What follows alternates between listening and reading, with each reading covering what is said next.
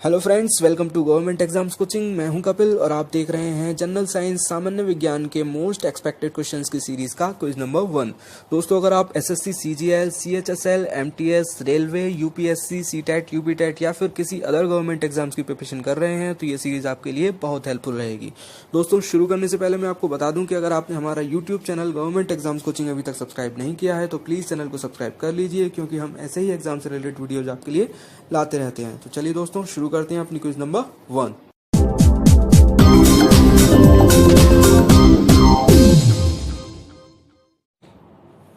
Question number 1, प्रदूषण gas किस gas का मिश्रण नहीं है? प्रदूषण गैस किस गैस का मिश्रण नहीं है? प्रदूषण गैस के अंतर्गत कौन सी गैस नहीं आती है? देखिए, नाइट्रोजन जो है वो प्रदूषण गैस का मिश्रण है, कार्बन मोनोऑक्साइड भी है, कार्बन डाइऑक्साइड भी प्रदूषण गैस का मिश्रण है, लेकिन ऑक्सीजन जो है वो प्रदूषण गैस का मिश्रण नहीं है। प्रदूषण गैस के अंदर ऑक्सीजन गैस नहीं आती है। नेक्स्ट क्वेश्चन, खाने वाले सोडे का रासायनिक नाम क्या है? खाने वाले सोडे का रासायनिक नाम क्या है? खाने वाले सोडे का रासायनिक नाम है सोडियम बाइकार्बोनेट। एक होता है धावन सोडा, उसमें कंफ्यूज मत होना। धावन सोडे का जो रासायनिक नाम होता है वो होता है सोडियम कार्बोनेट, और खाने वाले सोडे का रासायनिक नाम होता है सोडियम बाइकार्बोनेट। खाने वाले सोडा सोडियम बाइकार्बोनेट और धावन सोडा, धोने वाला सोडा, सोडियम कार्बोनेट। खाने वाले सोडे में बाई लग जाता है, उसमें बाई नहीं लगता। नेक्स्ट क्वेश्चन, दूध में कौन सा विटामिन नहीं पाया जाता है? कौन सा विटामिन दूध में नहीं पाया जाता है? देखिए, दूध में जो है वो प्रोटीन, कैल्शियम और राइबोफ्लेविन जो कि विटामिन B2 होता है का यूज़ होता है। इसके अलावा इसमें विटामिन A, D, K और E सहित फास्फोरस, मैग्नीशियम, आयोडीन व कई प्रकार के खनिज और वसा तथा ऊर्जा भी होती है। जबकि विटामिन C जो है वो मोस्टली खट्टी वस्तुओं में पाया जाता है, जैसे संतरा हो गया, नींबू हो गया, नारंगी, अंगूर, आंवला वगैरह। तो विटामिन C जो है वो दूध में नहीं पाया जाता है। नेक्स्ट क्वेश्चन, रक्त की शुद्धि किस अंग में होती है? रक्त की शुद्धि किस अंग में होती है? देखिए, रक्त की शुद्धि होती है गुर्दे में, जिसको इंग्लिश में किडनी बोलते हैं। किडनीज जो है वो ब्लड में अनावश्यक उत्सर्जी पदार्थ जैसे कि क्रिएटिनिन हो गया, यूरिया हो गया आदि को दूर करके जो है वो ब्लड को प्योरीफाई करने का काम करती हैं। किडनी जो है वो ब्लड को प्योरीफाई करने का काम करती हैं। नेक्स्ट क्वेश्चन, लार ग्रंथियों द्वारा कौन सा पाचक रस स्रावित होता है? लार ग्रंथियों द्वारा कौन सा पाचक रस स्रावित होता है? तो वो होता है टाइलिन। लार ग्रंथियां जो है टाइलिन रस को स्रावित करती हैं। नेक्स्ट, प्रकाश संश्लेषण की क्रिया कब होती है? प्रकाश संश्लेषण की क्रिया कब होती है? देखिए, प्रकाश संश्लेषण की प्रक्रिया जो है वो तब होती है जब हरे पौधे प्रकाश की ऊर्जा का इस्तेमाल कार्बन डाइऑक्साइड और पानी को कार्बोहाइड्रेट में बदलने के लिए करते हैं। लेकिन जब प्रकाश की ऊर्जा ही नहीं होगी तो पौधे कैसे कार्बन डाइऑक्साइड और पानी को कार्बोहाइड्रेट में चेंज करेंगे? तो इसलिए ये प्रक्रिया जो है वो दिन में होती है। इसलिए ये प्रक्रिया दिन में होती है। नेक्स्ट क्वेश्चन, आग को बुझाने में किस गैस का प्रयोग किया जाता है? आग को बुझाने में जो है वो कार्बन डाइऑक्साइड गैस का प्रयोग किया जाता है। आग बुझाने में कार्बन डाइऑक्साइड गैस का प्रयोग जो है वो किया जाता है। नेक्स्ट, पृथ्वी पर किसी वस्तु का पलायन वेग कितना होता है? पृथ्वी पर किसी वस्तु का पलायन वेग कितना होता है? पलायन वेग का मान कितना होता है? तो वो होता है 11.2 किलोमीटर पर सेकंड। पृथ्वी पर किसी वस्तु का पलायन वेग जो है वो 11.2 किलोमीटर पर सेकंड होता है। नेक्स्ट क्वेश्चन, शहद का प्रमुख घटक कौन सा है? शहद का प्रमुख घटक कौन सा है? देखिए, आप शहद को उसके घटकों में अगर हम तोड़ें तो फ्रक्टोज जो है वो 38.2% आएगा, ग्लूकोज 31.3%, सुक्रोज 1.3%, माल्टोज 7.1%, जल 17.2%, उच्च शर्कराएं 1.5%, भस्म 0.2% और अन्य जो है वो 3.2% जो है वो आएंगे। तो फ्रक्टोज की मात्रा जो है वो सबसे ज़्यादा है, इसलिए शहद का प्रमुख घटक जो है वो फ्रक्टोज हो गया। शहद का प्रमुख घटक है फ्रक्टोज, 38.2% इसकी मात्रा रहती है शहद में। चलिए नेक्स्ट क्वेश्चन, डेंगू ज्वर किसके कारण होता है? डेंगू ज्वर किसके कारण होता है? देखिए, डेंगू ज्वर जो है वो विषाणु जनित रोग है। विषाणु जनित रोग है डेंगू ज्वर जो है वो विषाणु जनित रोग है, और ये 4 प्रकार के विषाणुओं के कारण होता है। कौन कौन से विषाणु हैं 4 प्रकार के? डेन 1, डेन 2, डेन 3 और डेन 4। डेंगू ज्वर जो है विषाणु जनित रोग है और इसके 4 विषाणु होते हैं। कौन कौन से होते हैं? डेन 1, डेन 2, डेन 3 और डेन 4। नेक्स्ट, सूर्य सेल परिवर्तित करती है।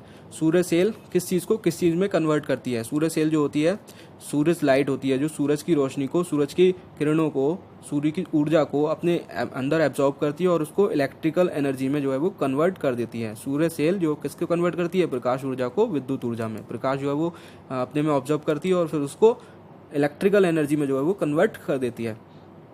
नेक्स्ट, रेफ्रिजरेटर में प्रयुक्त होने वाली गैस कौन सी है? रेफ्रिजरेटर यानी फ्रीज में प्रयुक्त होने वाली गैस कौन सी है? फ्रीज में प्रयुक्त होने वाली गैस है क्लोरोफ्लोरोकार्बन।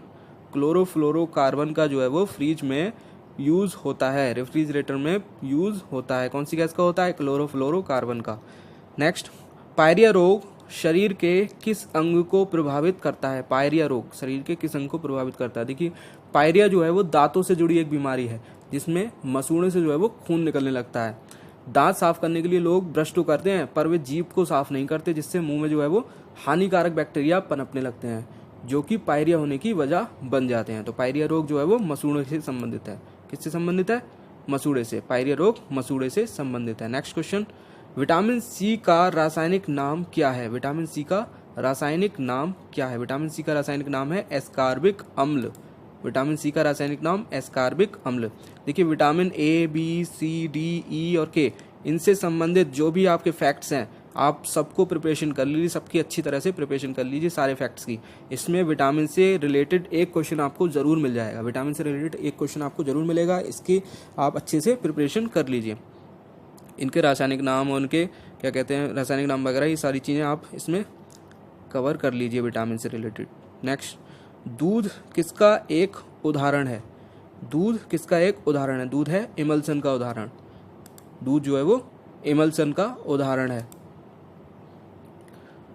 इमल्सन क्या होता है? इमल्सन दो या दो से अधिक अमिश्रणीय तरल पदार्थों का जो है बना एक मिश्रण होता है, जिसमें एक तरल पदार्थ या फिर कह सकते हैं लिक्विड के ऊपर कोई दूसरा लिक्विड अगर डाल दिया जाए तो वो उसके ऊपर फैल जाता है। ठीक है, तो दूध जो है वो इमल्सन का उदाहरण है। नेक्स्ट, आइंस्टीन के E=mc² समीकरण में C द्योतक है। आइंस्टीन का जो समीकरण है E=mc², उसमें C क्या बताता है? C किसको डिनोट करता है? तो C जो करता है वो करता है लाइट, स्पीड ऑफ लाइट को, प्रकाश वेग को। E किसको करता है? एनर्जी को। M किसको करता है? मास, द्रव्यमान को। और C करता है प्रकाश वेग को, स्पीड ऑफ लाइट को।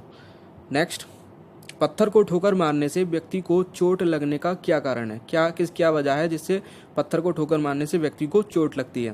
देखिए, न्यूटन की गति के थर्ड लॉ के अकॉर्डिंग, न्यूटन की जो गति का थर्ड लॉ है उसके अकॉर्डिंग प्रत्येक क्रिया के बराबर परंतु विपरीत दिशा में जो है वो प्रतिक्रिया होती है।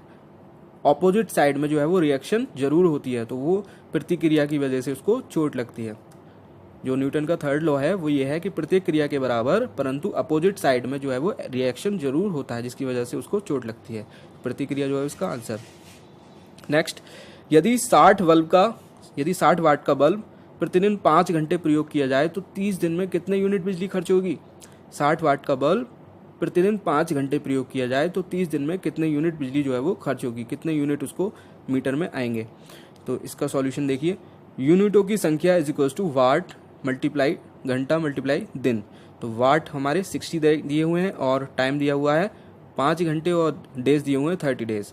तो इसको सॉल्यूशन करके जो आएगा वो 9 यूनिट जो है वो हमारा आंसर आ जाएगा। इसका सॉल्यूशन इस तरह से होगा, वाट इंटू घंटा इंटू दिन divide by 1000। Next question, 2G spectrum में अक्षर G किस शब्द के लिए प्रयुक्त होता है? 2G स्पेक्ट्रम में अक्षर G जो है वो किस शब्द के लिए प्रयुक्त होता है? तो G शब्द का जो यूज़ है वो होता है जनरेशन के लिए। 2G generation, 3G generation, G का यूज़ जो है वो जनरेशन के लिए किया जाता है। नेक्स्ट, पानी में हवा का बुलबुला किस तरह का बर्ताव करता है? पानी में जो हवा का बुलबुला है वो एक अवतल लेंस की तरह बिहेव करता है, अवतल लेंस की तरफ जो है वो बिहेव करता है। स्टेथोस्कोप किस सिद्धांत पर काम करता है? स्टेथोस्कोप किस सिद्धांत पर जो है वो काम करता है? ये स्टेथोस्कोप जिसे हिंदी में आला भी कहते हैं, अक्सर डॉक्टर के पास हम सभी ने देखा होगा। इसका यूज जो है वो डॉक्टर हमारी बॉडी के इंटरनल साउंड्स को, मोस्टली हार्ट्स एंड लंग्स की साउंड्स को सुनने में करता है। तो ये जो है वो ध्वनि के परावर्तन के सिद्धांत पर काम करता है, ध्वनि के परावर्तन के सिद्धांत पर काम करता है। नेक्स्ट, निम्नलिखित में विश्व में कौन सा सर्वाधिक पाया जाने वाला तत्व है? तो वो है हाइड्रोजन। हाइड्रोजन जो है विश्व में सर्वाधिक पाया जाने वाला तत्व है। नेक्स्ट, पृथ्वी की आयु निर्धारित करने में कौन सी विधि का प्रयोग किया जाता है? तो पृथ्वी की आयु निर्धारित करने में रेडियो एक्टिव यूरेनियम डेटिंग का यूज जो है वो किया जाता है।